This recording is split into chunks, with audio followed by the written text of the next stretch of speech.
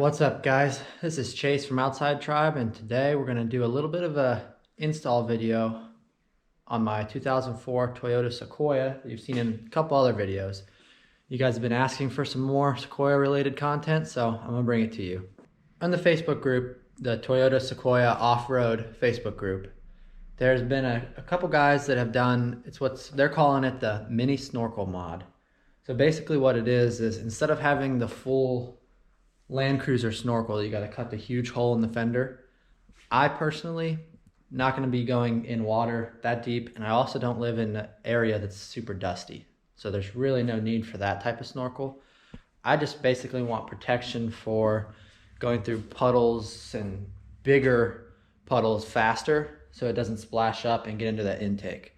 So basically what they're doing is they're taking 3-inch PVC pipe coming straight out of the stock factory box, coming out and then up and running it somewhere up in here.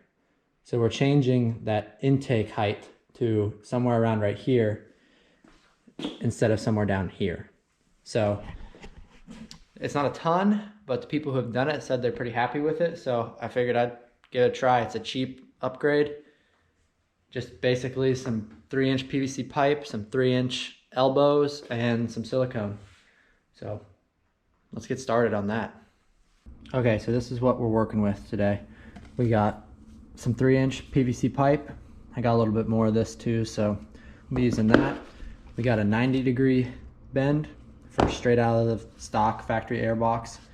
And then we got a 45-degree bend. Some guy, I think Sal, on the Facebook group used a 45-degree bend, and it looked pretty clean, so we'll see if I use that or not.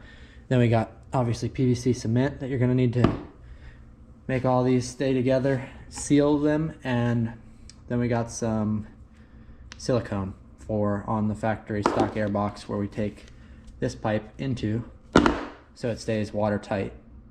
We're going to take the factory box off, just the top, and take the air filter out, and then we're going to have to come down here. And to get more room, I'm probably going to take the wheel and tire off. But we're going to get up here, and we're going to have to take out this inner fender liner. I don't know if you can see that. For me, the first step is going to be taking this inner fender liner out. Never done that before, so I think there's 3 bolts down here along the bottom, or 3 10 mils. And then we got some right here, here. 1, 2, should have one there. And then there's these little tabs that I'm gonna try and get out without breaking. And I think those are all the spots, oh, and right there, that I need to take off to get the fender liner out. We'll see if I can do it without breaking them.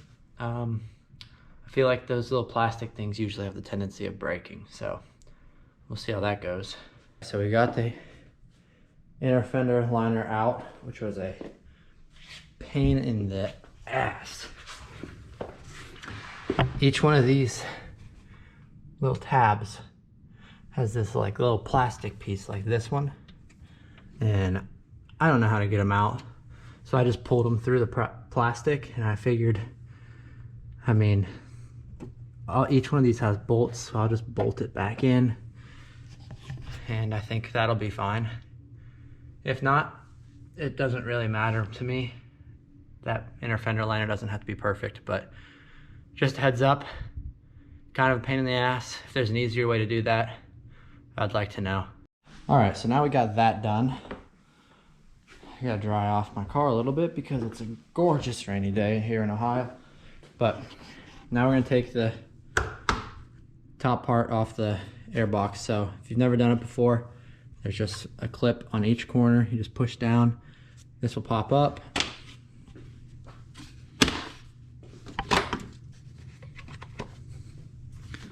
And then that literally just opens up. You gotta move it around a little bit, then we're gonna open that up, take the air filter out, and go from there. Okay, to get the air box out, I took the top off, and then to get the lower box out, you can't actually get that pipe out from out of it without taking the whole thing out. So you're gonna have a bolt here, and bolt down here, all 10 mil.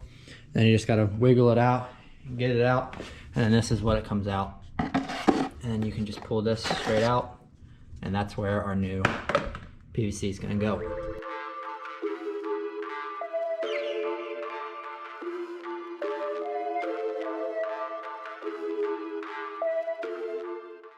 All right, so we came upon a little bit of a problem that I was not expecting.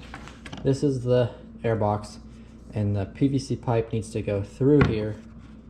That way we can make a good seal. I don't feel comfortable just taking silicone and creating a seal like this. I'm gonna take the Dremel, cut away this little ridge around here so that this PVC pipe can fit in there, and then we can silicone around that. That's what I feel comfortable doing. If you feel comfortable enough, just boom, putting that on there and putting silicone on it. That's all you, but I don't feel comfortable doing that one. All right, so we just cut it with the Dremel. Not a super clean cut, but we'll see if it fits now. So the goal is this will fit right in there, and then we can put that through. Bingo. So I like that more because now we got that full coverage, and now I can put silicone on the inside and the outside, so we make sure that's all sealed up so no water will get in this way. We're making progress. We got the first split piece in plus the 90-degree bend. So we got that coming into the box, going through here. I took the turn signal out to get a better view, but there's that 90-degree bend. And it's a really tight fit. So I think I'm gonna put a little extension. I'm gonna do the 45-degree bend so we can get it up here and then over. But letting the cement dry right now, and then we'll continue and we'll eventually run it up to here. So this is turning out good. We got all the pipe in. We've got it cemented in place. There we go. We go out from there, and then we go all the way up there. So essentially, we used to be able to go to roughly here before we start sucking in water, and now we've moved it up to about even with the doors. So a good 5-6 inches. I don't personally think I'm ever gonna go that deep, but now I'll have a bit more protection, so we get it way up here, hidden from everything, so there's not much that gets wet in here. Once we got that fender liner down, we'll be good to go. And that's pretty much, wasn't too bad, just had a couple little parts that you had to cut, weird parts that were too long. There's not a whole lot of room right there for that 90-degree bend. I mean, it's an easy job. So if you're looking for an easy little thing to do on your truck, this is easy. You get some benefits. I don't know if I'll hear a difference in the intake noise. We'll have to drive it and find out, but overall, very easy. I would do it again. Now I just gotta put some silicone on the air box, put the liner back in, and then go test it out. So pretty easy. Now it's time. Everything's dried. Time to check for leaks, see if we got everything sealed up properly. Hopefully we did. So let me start it up and we'll check.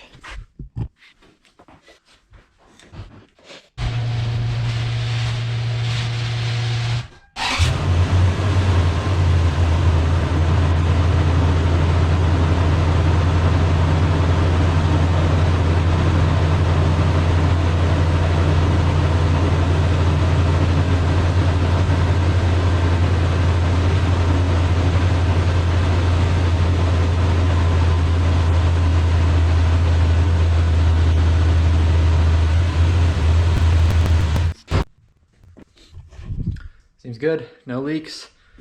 Got full intake through the end of the PVC where we want it, so good to go. Now it's just a case of putting the fender liner back on, which we'll see how that goes, and then put the wheel and tire back on, go test drive. So let's do that.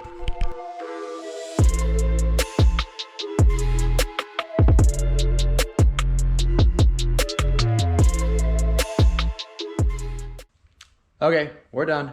The mini snorkel mod, I like it. It's easy. It was cheap. I think everything cost me 30 bucks. Took me a couple hours just because it took some time for stuff to dry and figure stuff out, but a couple hours, 30 bucks. It's not hard. And I mean, if you're doing any trails or anything, that 6 inches higher and more protected intake can literally save your engine. So I like it. If you liked it, please like, share, and subscribe. I'm gonna start making more Sequoia videos. It seems like everyone wants Sequoia videos. No one's doing it. So looks like I'll do it. Coming up, hopefully I'm gonna be getting a different lift here soon. So front and rear. And then I've got some things in the works that I've been wanting to get and wanting to do for this for a while. So we'll get all that done. Maybe take a winter trip somewhere, snowboarding, skiing, something like that. But next summer we're gonna hit it hard with trips and off-roading and stuff. So stay tuned for that. Thanks for your support. See you in the next one.